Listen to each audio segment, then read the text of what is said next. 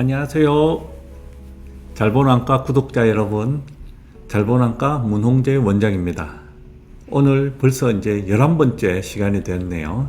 저와 함께한 성형안과.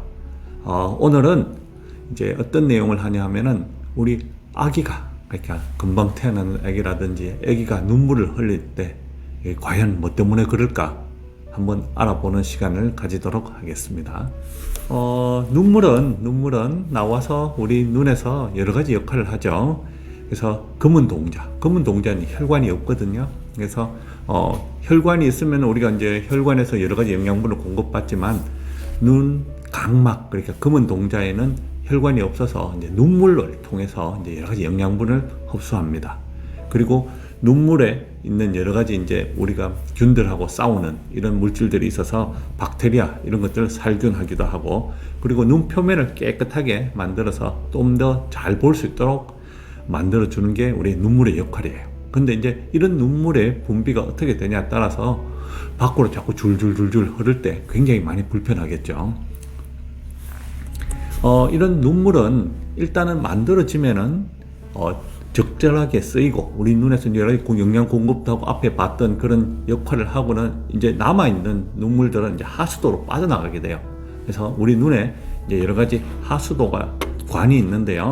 제일 처음에 눈꺼풀에 있는 눈물점, 누점을 통해서 나가서 눈물 소관, 그리고 이제 코 안으로 들어가서 공통 눈물 소관, 뼈 속입니다. 이게 다. 그래서 눈왕 해서 이렇게 쭉 빠지는데 코 안으로 연결이 돼 있어요. 구멍이 나 있어요. 그래서 이렇게 눈물이 이렇게 길을 따라서 쭉 가게 됩니다.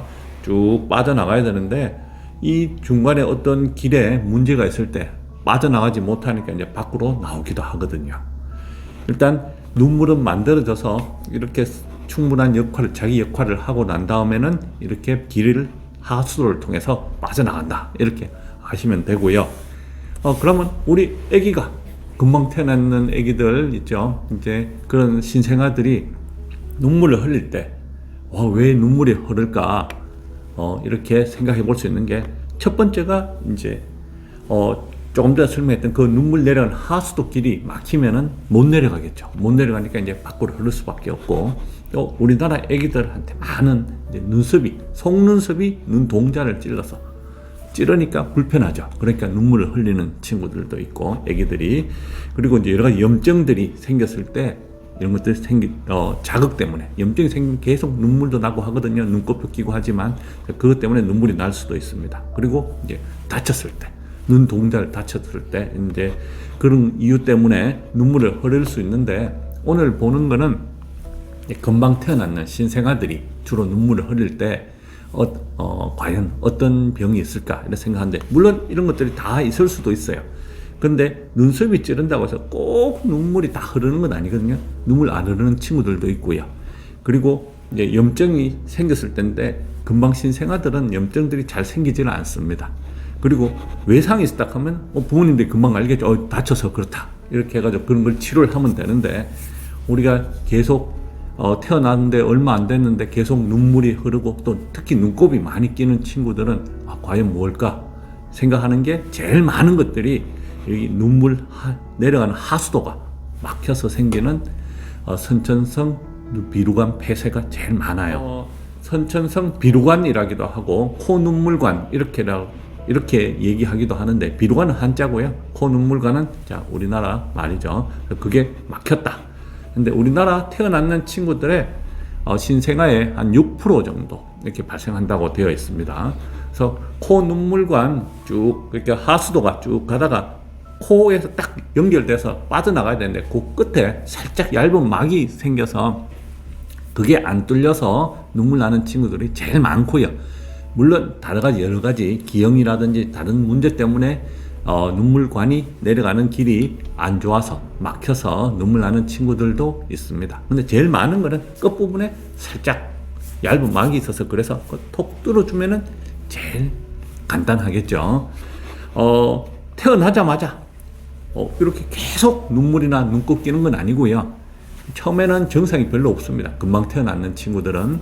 그러다가 2주에서 3주, 길면 한 달 정도 있다가 점점 이제 한쪽에 아니면 양쪽에 눈곱이 많이 끼기 시작해요. 그리고 눈물도 조금 글썽글썽하는 느낌이 있고 이러면은 이제 이 병을 의심해 봐야 되는데 태어나자마자 막 눈물 나고 이런 친구들은 별로 없어요. 그래서 한 2, 3주 지나고 한 달 가까이 됐는데 눈곱이 좀 낀다. 그러면은 이게 선천적으로 눈물 내리는 하수도가 막혀서 태어나지 않았나 한번 의심해 볼 수 있고요. 처음에는 이 막혔는 부위가 저절로 뚫리는 경우가 많아요. 그래서 처음에 태어났을 때 눈물이 나고 약간 눈곱이 꼬인다 했을 때 뭐 바로 애기 붙잡고 막 시술을 하고 막 뚫고 하진 않고요. 처음에는 기다려 봅니다.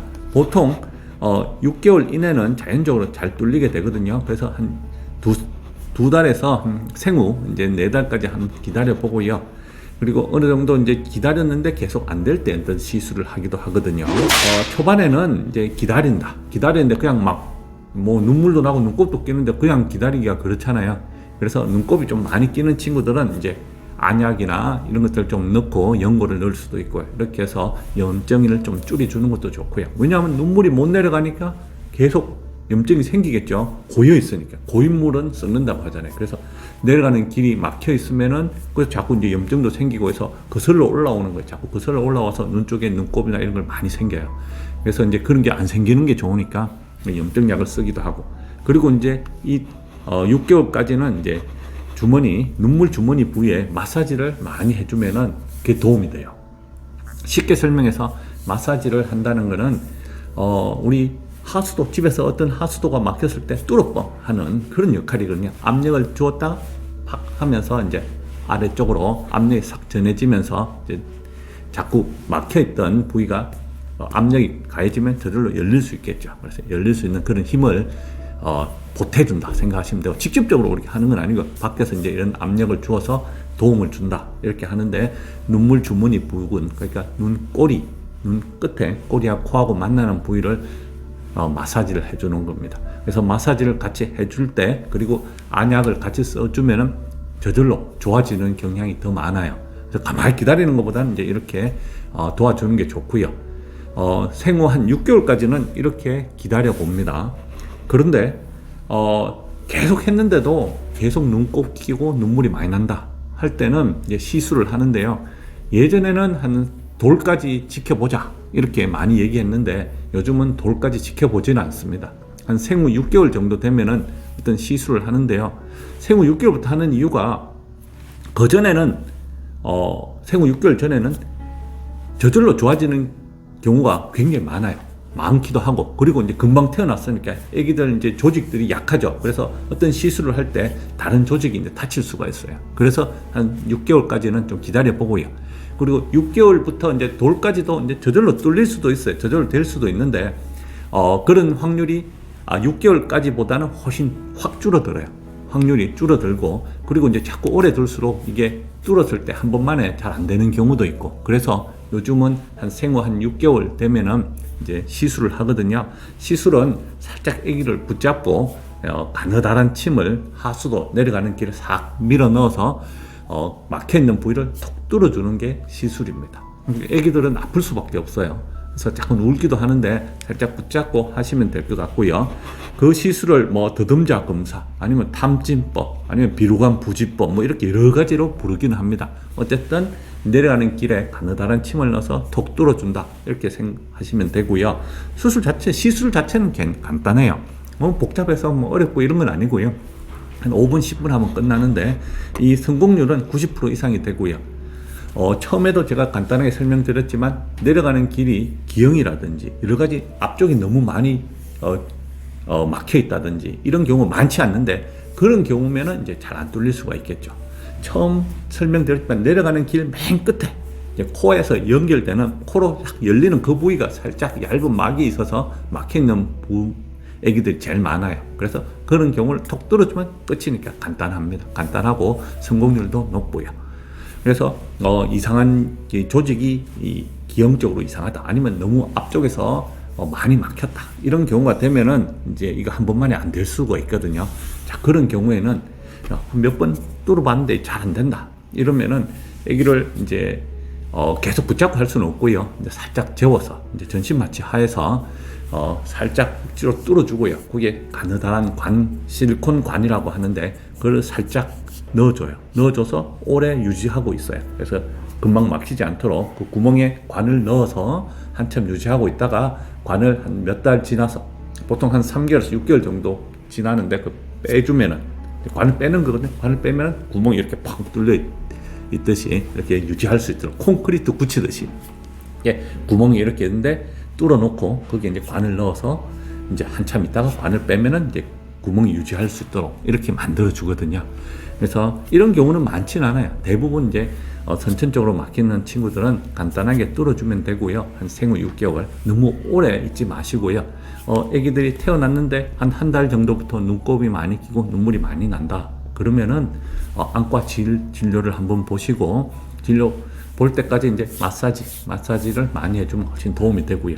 6개월 지나서부터는 이제 이런 시술, 뚫는 시술을 하고, 한두 번 했는데 안 되면은 이렇게 애기 재워서 이렇게 관을 심어주는 이런 수술을 합니다. 이렇게 하면은 대부분은 좋아집니다. 그래서 너무 걱정하지 마시고, 애기들 안타깝죠. 눈물 나고 이러니까. 그런데 빨리빨리 조치를 해주면은 금방 또 좋아지는 질환이니까요. 가까운 안과 꼭 들러서 진료 보시길 바랍니다. 네, 그럼 여러분 좋아요, 구독 부탁드리고요. 다음 좋은 내용을 가지고 다시 찾아뵙도록 하겠습니다. 안녕.